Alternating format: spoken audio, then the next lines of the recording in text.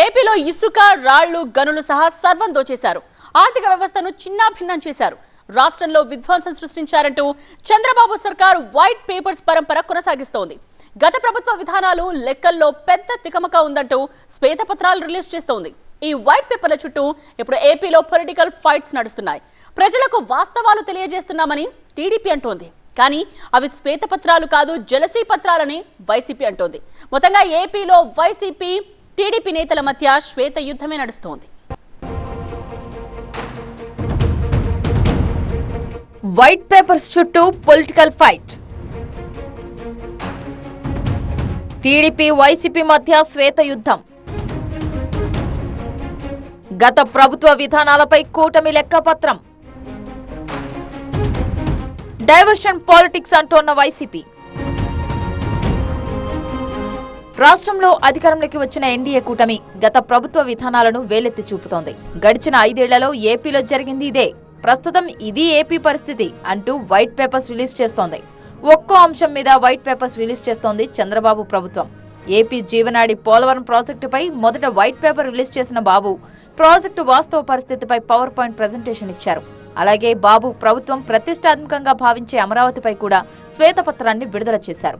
అమరావతి గత 5 ఏళ్లుగా ఎలా నిర్లక్ష్యానికి గురైందో వివరిస్తూనే అమరావతి పునర్వైభవానికి కేంద్ర సహకారం గురించి తెలియజేశారు. వీటితో పాటు విద్యుత్, సహజ వనరుల దోపిడీ పైన శ్వేతపత్రాన్ని విడుదల చేశారు.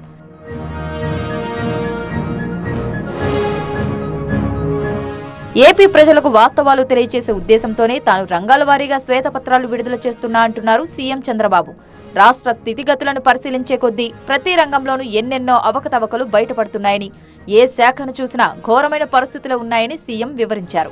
అధికారంలో ఉన్నాం కదా అని ఎన్నో తప్పుడు నిర్ణయాలు జరిగాయి. భూములు, ఇసుక, అడవులు, క్వారీలు ఇలా దేన్ని వదిలిపెట్టకుండా వైసీపీ ప్రభుత్వం దోపిడీ చేసిందన్నారు. గతంలో ఎప్పుడూ లేనంత దోపిడీకి వైసీపీ పాల్పడిందనేది చంద్రబాబు వైట్ పేపర్ల సారాంశం. ఏది చూసినా వైలేషన్, దౌర్జన్యం, కడా నాలాంటి వాడిని బయట రానియకుండా చేస్తా అన్నప్పుడు మామూలు వాళ్ళు వీళ్ళకి ఒక లెక్క కూడా కాదు.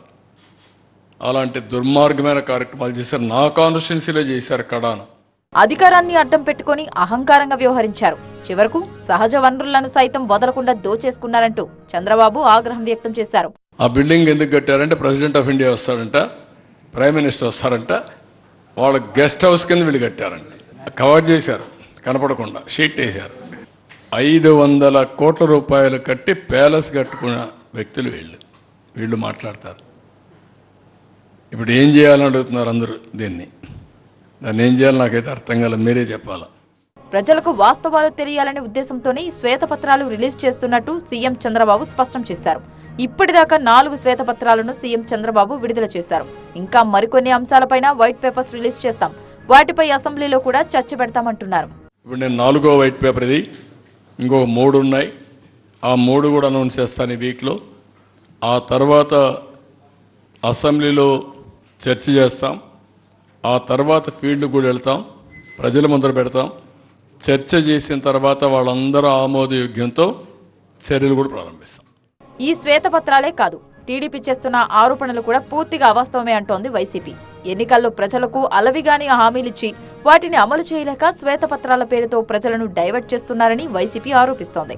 పథకాలు ఎలా అమలు చేయాలి, రాష్ట్రాన్ని ఎలా అభివృద్ధి చేయాలనే దాన్ని పక్కన పెట్టి తమపై బురద చల్లడమే ఎన్డీఏ సర్కార్ పనిగా పెట్టుకుందనేది వైసీపీ శిబిరం నుంచి వినిపిస్తున్న వాదన.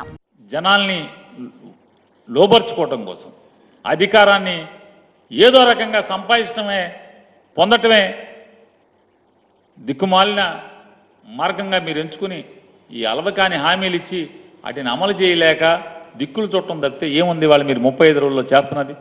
బాధ్యతాయుతమైన స్థానంలో ఉన్నాం, ప్రజలకు వాస్తవాలు తెలియచెప్పాలి, ఆ తర్వాత అవసరమైన చర్యలు చేపట్టే ఆలోచనలో ఉంది చంద్రబాబు సర్కార్. అయితే శ్వేతపత్రాల పేరుతో కాలయాపన చేస్తున్నారని ఆరోపిస్తోంది వైసీపీ. ఇన్ని ఆరోపణలు చేస్తున్న టీడీపీ ఏ ఒక్క అధికారి గాని లేదంటే మంత్రి గాని తప్పు చేసినట్టు తేల్చారా అని వైసీపీ ప్రశ్నిస్తోంది. దానికి టీడీపీ సైతం ధీటుగానే బదిలిస్తోంది. ఏ శ్వేతపత్రంలో అయినా, ఏ శాఖకు సంబంధించిన శ్వేతపత్రంలో అయినా ఎవరినన్నా మీరు దోషిగా నిరూపించగలిగారా? ఈ ప్రభుత్వాన్ని కానీ లేదా ఆ ప్రభుత్వం నడిపినటువంటి, ఆ శాఖ నడిపినటువంటి వైఎస్ఆర్ కాంగ్రెస్ పార్టీకి సంబంధించినటువంటి నాయకుల్ని కానీ లేదా అధికారులను కానీ ఒక్కరన్నా దోషిగా మీరు చూపించగలిగారా?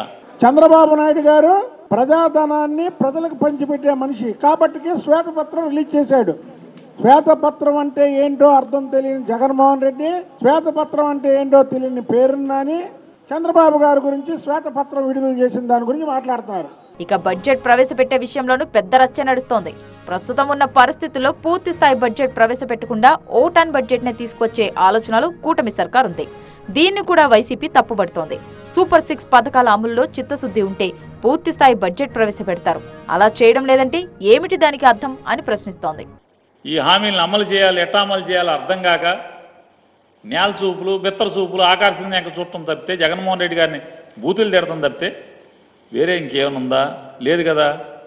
ఏమైంది నీ అనుభవం? ఎందుకు ఫుల్ బడ్జెట్ ప్రవేశపెట్టలేకపోతున్నావు?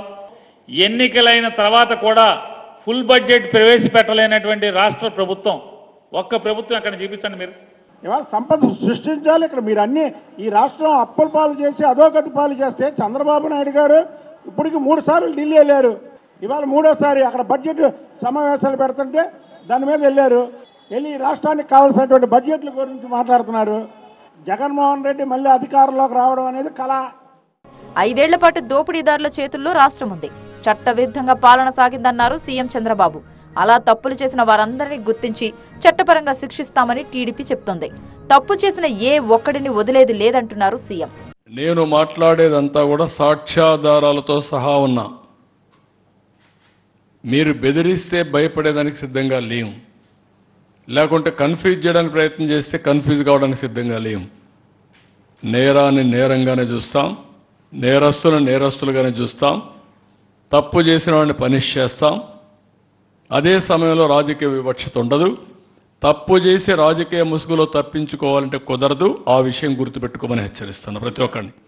దోపిడీ జరిగింది, అవినీతికి పాల్పడ్డారని ఆరోపించడమే కానీ ఎవరు తిన్నారు, ప్రభుత్వ ఆదాయానికి ఎవరు గండి కొట్టారో చంద్రబాబు చెప్పగలరా అని వైసీపీ డిమాండ్ చేస్తోంది. పేదల కోసం పనిచేసిన తమకు అవినీతి మరక అంటించే ప్రయత్నం జరుగుతోందని వైసీపీ ఆరోపిస్తోంది. దోపిడీ ఎవరి హయాంలో జరిగింది, ఎవరి వల్ల జరిగిందో చెప్పడానికి ఉదాహరణ చాలదా? మరి గత 5 ఏళ్లలో ఈ క్రింద 9 ఏళ్ళు ఎంత తిన్నారు, ఎవరు తిన్నారు, ఎవరి మనుషులు తిన్నారో కూడా చంద్రబాబు గారు సమాధానం చెప్పాలా? అధికారంలోకి వచ్చి 50 రోజులు కూడా కాలేదు, అప్పుడే తొందరపడితే ఎలా అంటోంది టీడీపీ. త్వరలోనే అన్ని బయటికి వస్తాయి, ఎవరిని వదిలిపెట్టే ప్రసక్తే లేదంటోంది.